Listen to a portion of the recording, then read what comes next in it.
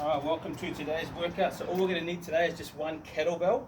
I've chosen to go with a 20, something that's not too light, but something that is also not too heavy. Just right, three little pigs.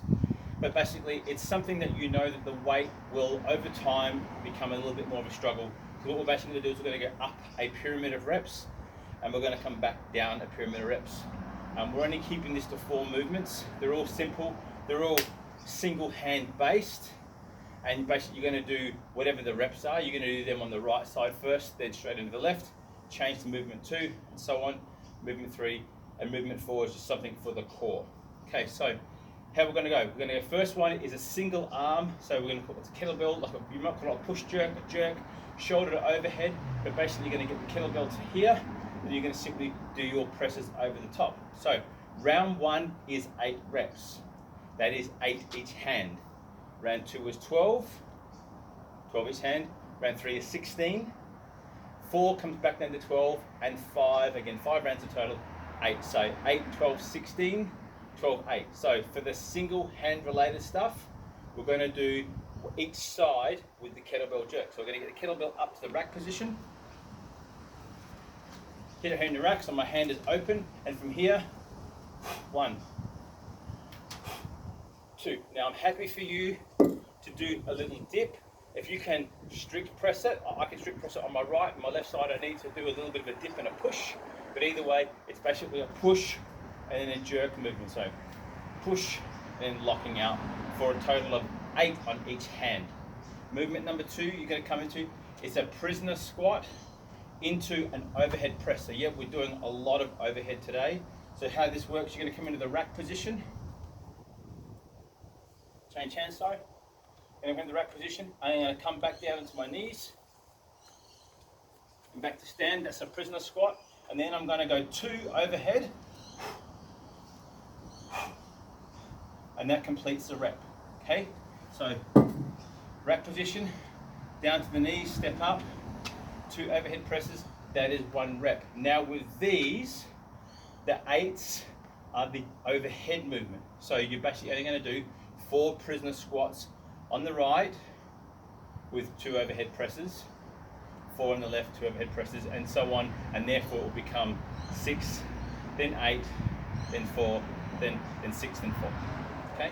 So anything that's an overhead plane, that's the movement, that's the rep. So we're just basically going to halve that in terms of the squats.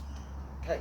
Movement number 3, a dead stop swing. What that means is we're going to swing the kettlebell out, but we're going to bring it back, and it's going to come into a dead stop on the ground. And in this case, yes, we're going to do 8 on each hand. So what it looks like from front on, my bell's out at my reach. I'm going to come down into my starting position.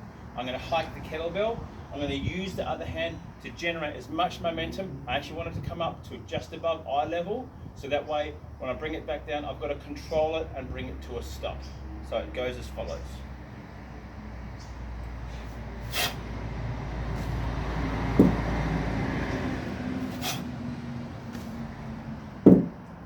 Again, so I'm generating the power, I'm letting the ball up, I'm letting the bell free fall, and then I'm bringing it out to a dead stop. So again, I will do 8 on the right, 8 on the left, and then so on and so forth, up and down the ladder.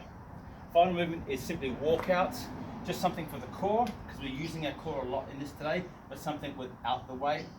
Feet a little bit wide and the shoulder width apart, so hence I'm using the mat. Simply from here, hinge at my hips, walk out. Now, I'm keeping my bum high. I'm not sagging my hips, I'm keeping my bum high, and I'm stepping back up. So again, yes, for round 1, I'm going to do 8 walkouts. So just recap. First round, 8 reps. Second round, 12, third round, 16, then back down to 12, then back down to 8. The movements, is simply standing here, single hand jerk or shoulder to overhead.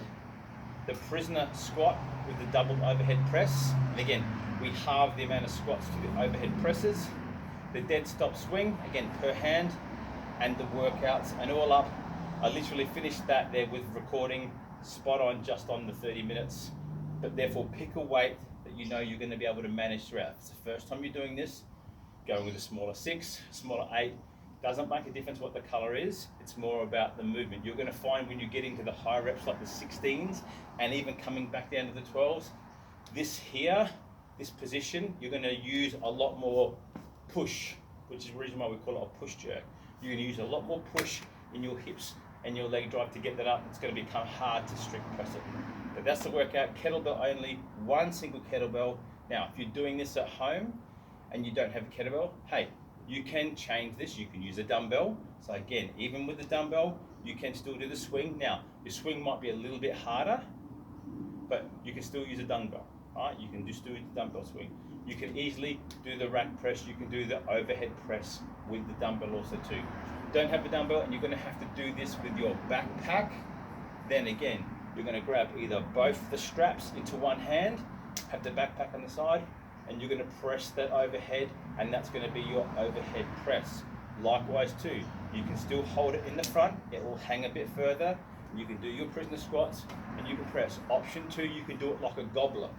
You can hold it from both handles at the front, you could do your prisoner squats, stand, and then you could do double hand press if that's the case, the bag is maybe say too heavy for you to do on a single hand. Okay, dead stop swing, same thing too.